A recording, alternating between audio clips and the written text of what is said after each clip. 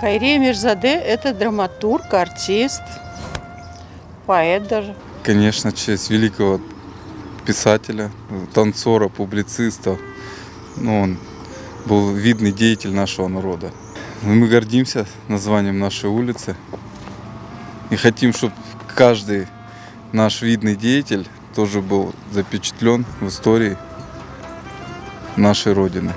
Это актер, танцор он был. Али Майдамак снимался в фильме.